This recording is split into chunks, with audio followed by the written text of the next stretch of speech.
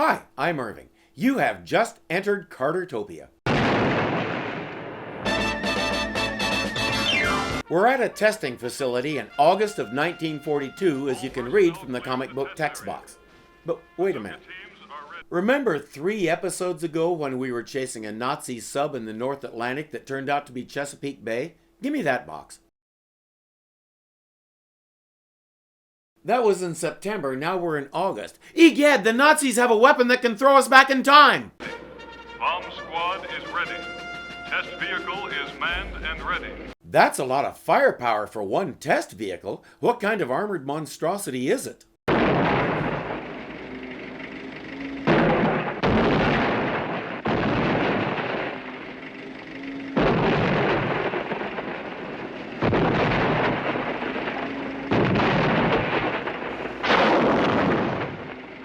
It's a simple transport truck.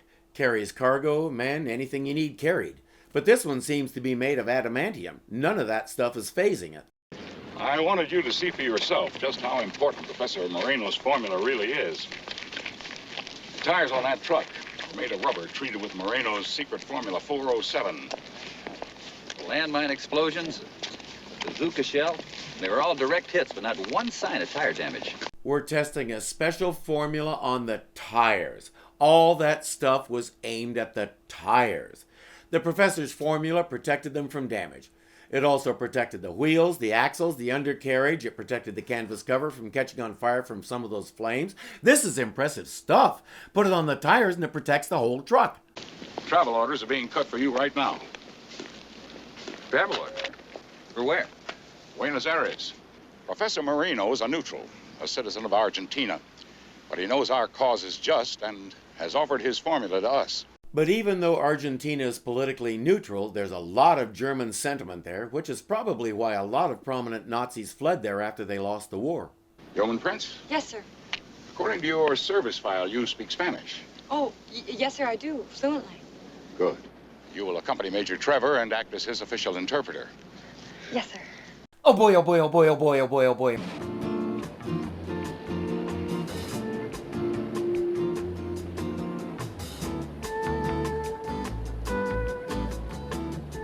I'll bet you didn't know Buenos Aires was its own country.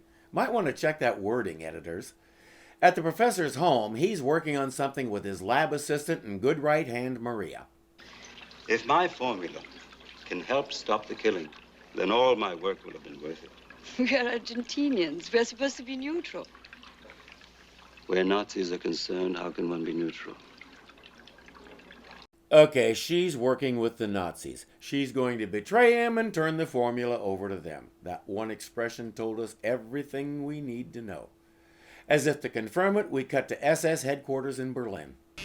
And inasmuch as our direct source of raw rubber has been cut off from here and here, you can well imagine how important this Professor Moreno's formula has become to our war effort. Yes, sir. You, Major, must bring it back here to help bring about our own victory. Nothing will go wrong, sir. Our tanks will roll into Paris, London, and New York. It's 1942. Your tanks rolled into Paris over a year ago. Weren't you paying attention? Also, tanks don't use rubber wheels, so how does the professor's formula help with that? In Washington, poor Etta is still living vicariously through Diana. Oh, do you have any idea how much I envy you? You and Steve alone, under an incredibly huge South American moon. Etta, that's scientifically impossible. The moon is the same size in the northern and the southern hemispheres. She drools all over herself every time she looks at Steve, but she doesn't grasp what Etta is saying. Diana, sometimes I don't understand you. Why? I'm talking about hot-blooded gauchos, sizzling romance, exciting adventure. You're talking as if you're going around the corner to the grocery store. Well, this is an assignment, you know, and I have to be on duty. I give up, Diana. You're hopeless. Hopeless. I really want to see Etta find a boyfriend who isn't a Nazi spy. If I'd been around and single at the time, I might have volunteered for the job myself. Sadly, it's not to be. We'll see why in due course. Steve and Diana land in Buenos Aires, where an official car is waiting to take them to the American embassy just outside of town. Unfortunately, a gaggle of Nazi agents is also waiting for them just down the road. When we finish here, we'll let it be known in town that the Argentine peasants rose in fury against the hated Americans in a spontaneous demonstration. The American agents will be taken care of. There'll be an exchange of letters between foreign agencies. That will be an end of it. All right, out. Out. Leave the girl. It's Trevor and the ambassador we want. All right, out. Out. Don't worry. Take care of the driver. What happened to him? They're kind of hinting that he hit his head on the windshield, but he didn't have to stop suddenly enough for that, so I'm not sure. Diana makes sure he's all right, then does exactly what we expect her to do. But she may be too late.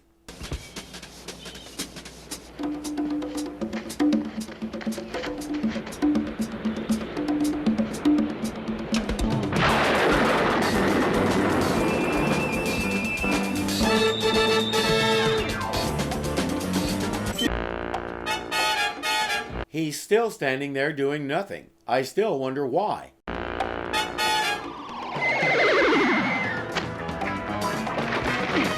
To give Wonder Woman time to do that, of course. She and Steve beat on him for a while until they run away. Why doesn't she lasso one of them and ask some questions? Because it's too early in the episode for that. The lasso only works when it's time to save the day. Duh! She explains to Steve that she came down here to keep an eye on him.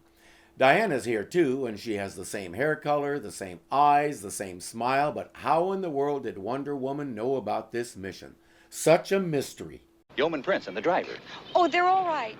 The driver was just stunned, and your very capable assistant is taking care of him. You forgot to add lovely and desirable. Goodbye. Oh, Wonder Woman, wait. Yes. We're going to a party at Professor Moreno's this evening. Why don't you come along? Oh, well, perhaps. We'll see. I've never been in Buenos Aires before, and there's so many things that I'd like to see. Goodbye, Steve. That evening, Wonder Woman doesn't put in an appearance, but Diana and Steve do. They meet the professor, his assistant Maria, and his daughter Lydia. She instantly sets her sights on Steve, and as the evening progresses, people are saying he's in more danger from her than he is from the Nazis. The professor also reveals that Maria will be getting married soon, so he'll be losing her. You guessed it, the guy she's marrying is one of the head Nazis, and he's convinced her that giving the formula to them will end the war much sooner and stop all the bloodshed. We don't know that yet, but the way they introduce him makes it clear he's a Nazi. Oh, and there he is, the man who's going to take her away from me, her fiancé.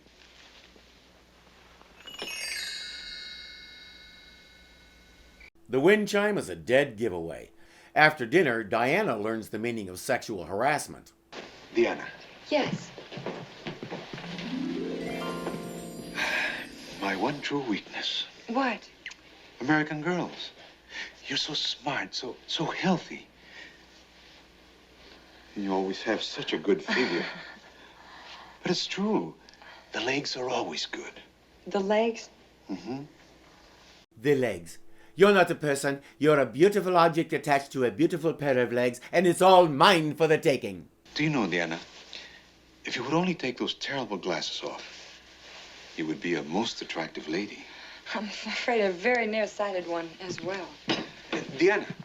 Steve is having his own version of sexual harassment, except he's not objecting as much as Diana is. I'm so very glad you have this business with my father, Major Trevor. Oh, please call me Steve. Steve. Otherwise, we might never have met. As Steve goes off with her, we get an exposition dump from Carl and Maria that I've already covered. Then Carl takes a walk outside. We've had a stroke of good luck. Not only are we going to snatch the formula right out from under the Americans' noses, but they've sent one of their most famous war heroes here to pick it up, Major Steve Trevor. We'll take him back with us. That gaggle we saw earlier is now covering the grounds and the exits to keep anyone from leaving. Steve doesn't know they're there, so he and Lydia go walking. How dangerous.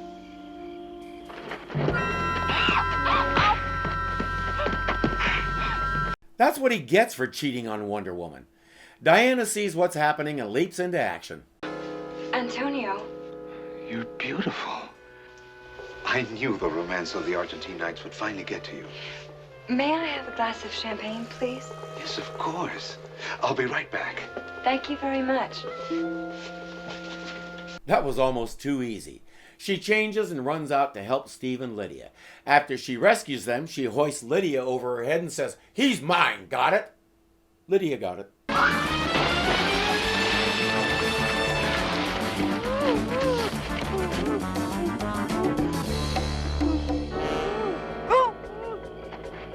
I like my version better. Again, she has got to come up with some kind of defense against knockout agents. Or maybe do more punching and kicking and less grabbing and throwing around. Keep your distance a little.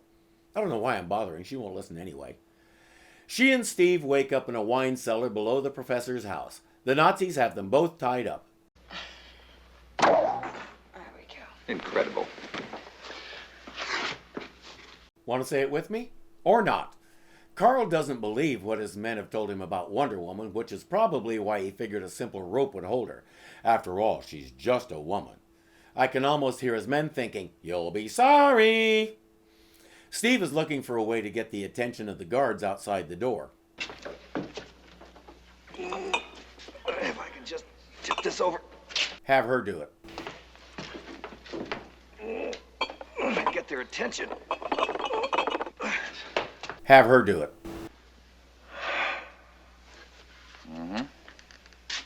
Wonder Woman?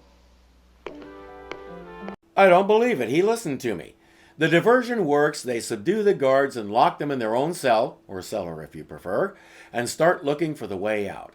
Upstairs, Carl has revealed himself to the professor and is telling him how this is going to go down. Not only must we have the real formula, but you must construct a false formula to send to Washington. That way, the Americans will be manufacturing defective inferior rubber for months before they realize what's happened. The professor refuses, and that's when Carl reveals that they have Lydia. She'll be fine as long as he cooperates. You said no one would be hurt. And you believed him, this nuts. You have exactly 1 hour to see that the real formula is delivered to me.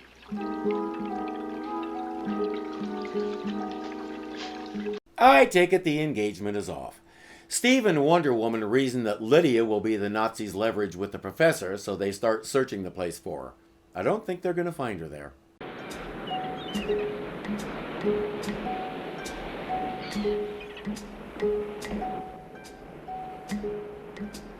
I don't think there's a corridor that goes there. They find their way to the professor's lab and he explains what's going on. They say, "You can't give him the formula." The professor says, "I can't sacrifice my daughter no matter what might happen." And now we get one of the most annoying lines in this or any other TV show since the medium was invented. We hear it a lot and it's still Professor Moreno, I know how you must feel. No, you don't. You don't have any children. You and Wonder Woman need to get busy so you can understand.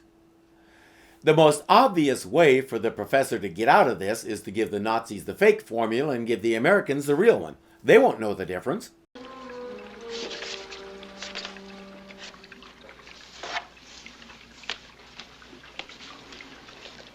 It's very foolish of you to try and trick me this way, Professor. Trick you? I don't know what you mean. This is not the real formula. I may have spoken too soon. Why do you suppose the High Command singled me out for this mission? Before the war, I was a research assistant working on a formula similar to yours. We never achieved the success you have, but I'm still experienced enough to know an unworkable formula for what it is when I see it. Looks like we all underestimated the Nazis. Backed into a corner, he gives Carl the real formula. You will release my Lydia?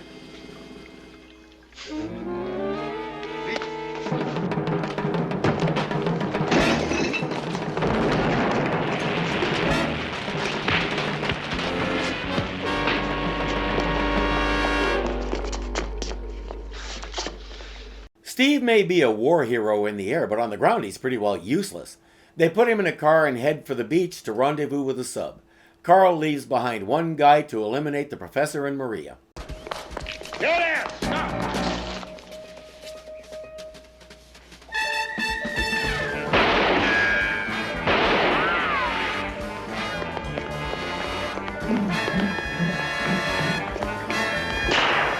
I told you the lasso only works when it's time to save the day. She gets as much as she can out of him, including Lydia's location, and heads off to save her.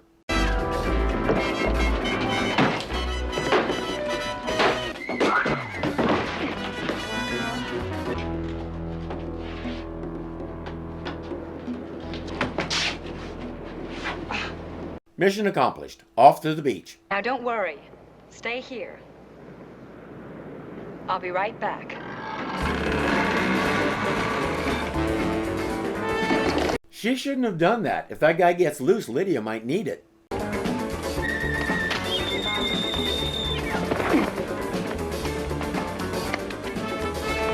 While the two men wrestle, a squad of frogmen are flapping their way to shore, presumably to pick up their guests. Wonder Woman, get her!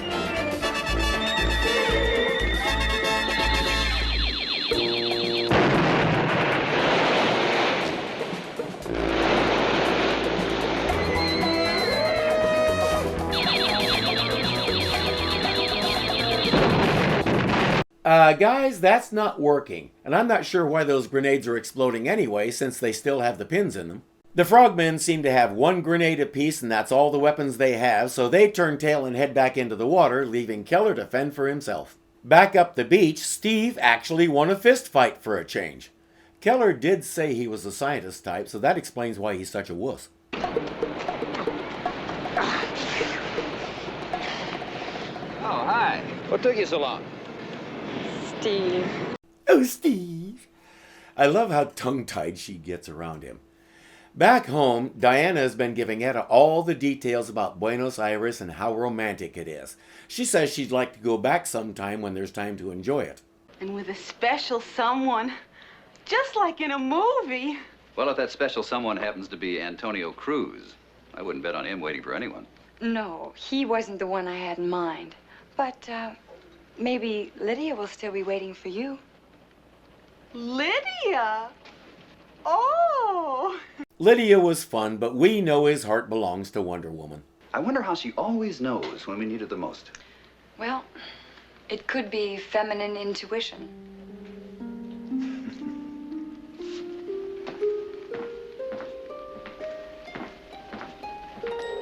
And we end on that smile as we always do.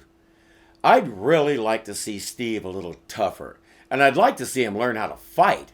When he came out of that closet, tackling Carl across the table was just about the worst thing he could have done. A solid KO punch to the jaw would have been much more effective, as he learned on the beach. For the most part, when he gets into a scrape like that, he's more of a danger to himself than anyone else. For the umpteenth time, if it weren't for Wonder Woman, he'd be in Berlin addicted to sauerkraut. I wish he was just a tad more self-sufficient so we could see him and Wonder Woman fighting sort of side by side, watching each other's backs, you know, being equals. But this was the beginning years of the feminist movement, and history has shown us again and again that when an idea for change takes hold, people will generally go too far at first. The pendulum has been over here with the whole male dominance thing, and representatives of the feminists like this show would go way off this way. Usually after a few years we settle down to a nice middle ground like this, but in this case that hasn't happened yet because men are chronically stupid. Right now in this show we're seeing the pendulum over here. The man, war hero man no less, can't look after himself and has to have the woman behind the scenes keeping an eye out for him. Considering her abilities as opposed to his, if I were in his position I wouldn't complain. And he doesn't. His only complaint is that he can't take her home to meet his parents and announce their engagement. Well, that end. Who the heck is she? I'm Irving, and you are now exiting Cartertopia.